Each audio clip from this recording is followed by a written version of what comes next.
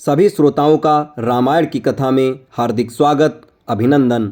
आज के इस वीडियो में आप सभी के सामने प्रस्तुत है रावण के दरबार में हनुमान जी। बढ़ते हैं कहानी के में। हनुमान रावण के भव्य दरबार को विश्लेषणात्मक दृष्टि से देखने लगे।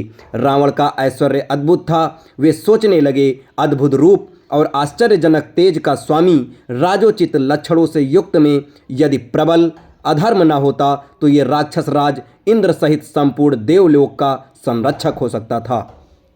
इसके लोकनिंदित क्रूरतापूर्ण निष्ठुर कर्मों के कारण देवताओं और दानवों सहित संपूर्ण लोक इससे भयभीत रहते हैं।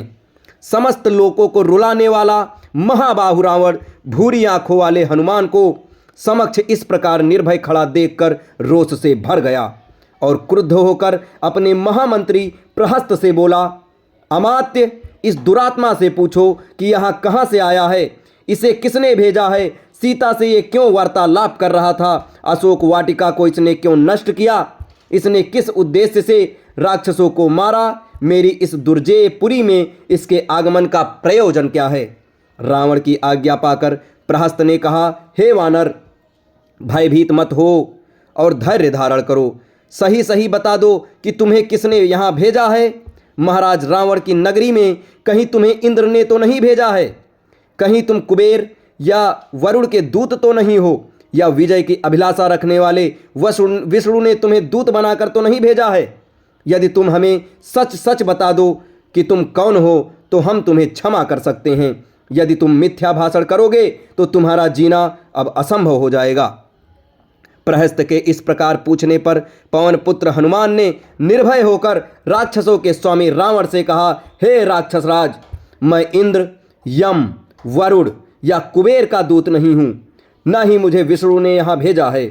मैं राक्षस राज रावण से मिलने के उद्देश्य से यहाँ आया हूँ और इसी उद्देश्य के लिए मैंने अशोक वाटिका को नष्ट किया है। तुम्हारे बलवान राक्षस युद्ध की इच्छा से मेरे पास आए तो मैंने स्वरक्षा के लिए रणभूमि में उनका सामना किया। ब्रह्मा जी से मुझे वरदान प्राप्त है कि देवता और असुर कोई भी मुझे अस्त्र अथवा पाश से बांध नहीं सकते। राक्षस राज के दर्शन के लिए ही मैंने अस्त्र से बंधना स्वीकार किया है। यद्यपि इस समय में मैं अस्त्र से मुक्त हूँ, तथापि इन राक्षसों ने मुझे बांध समझकर ये लाकर तुम्हें सौंपा है। मैं श्री रामचंद्र जी का दूत हूँ और उनके ही कार्य से यहाँ आया हूँ।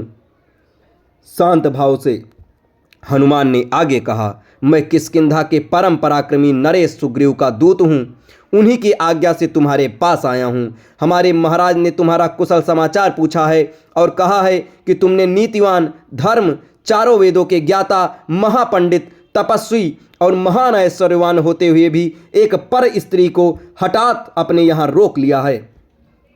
ये तुम्हारे लिए उचित बात नहीं है। तुमने ये दुष्कर्म करके अपनी मृत्यु का आह्वान किया है। उन्होंने ये भी कहा है कि लक्ष्मण के कराल बाणों के सम्मुख बड़े से बड़ा पराक्रमी भी नहीं ठहर सकता। फिर तुम उससे अपने प्राणों की रक्षा कैसे करोगे।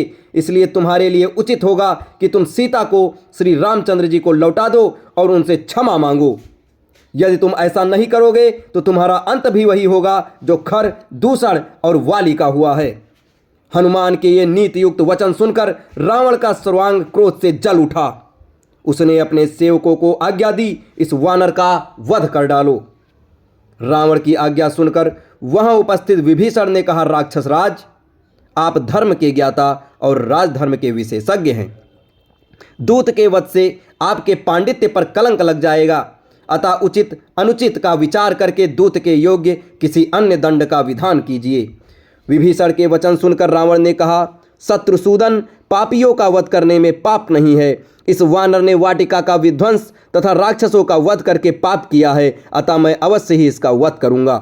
रावण के वचन सुनकर उसके भाई विभीषण ने विनीत स्वर में कहा, हे लंकापति, जब ये वानर स्वयं को दूत बताता है तो नीति तथा धर्म के अनुसार इसका वध करना अनुचित होगा, क्योंकि दूत दूसरों का दिया हुआ संदेश सुनाता है। वह जो कुछ कहता है वह उसकी अपनी बात नहीं होती, इसलिए वह अवध्य होता है। विभीषण की बात पर विचार करने के पश्चात रावण से कहा, तुम्हारा ये कथन सत्य है कि तुम दूत अवध्य है, परंतु इसने अशोक वाटिका का विध्वंस किया है, इसलिए इसे दंड मिलना चाहिए। वानरों को अपनी पूंछ बहुत प्यारी होती है, अतः मैं आज्ञा देता हूँ कि इसकी पूंछ रुई और तेल लगाकर जला दी जाए, ताकि इसे बिना पूंछ का देखकर लोग इसकी हंसी उड़ाएं और ये जीवन भर अपने कर्मों पर पछताता रहे। रावण की आज्ञा पाते ही राक्षसों ने हनुमान की पूंछ को रुई और पुराने कपड़ों से लपेटकर उस पर बहुत सा तेल डालकर आग लगा दी। अपने पूंछ को जलते देख हनुमान को बहुत क्रोध आया। सबसे पहले तो उन्होंने रुई लपेटने और आग लगाने वाले राक्षसों को जलती पूंछ से मार मार कर पृथ्वी पर सुला दिया। वे जलते चीखते चिल्लाते वहां से अपने प्राण लेकर भागे। कुछ राक्षस उनका अपमान करने के लिए उन्हें बाजारों में घुमाने के लिए ले चले। उस दृश्य को देखने के लिए बाजारों में राक्षसों और घरों के छज्जों तक खिड़कियों पर स्त्रियों की भीड़ जमा हो गई। मूर्ख राक्षस राज उन्हें अपमानित करने के लिए उन पर कंकड़ पत्थर फेंकने लगे, अपशब्द कहने लगे।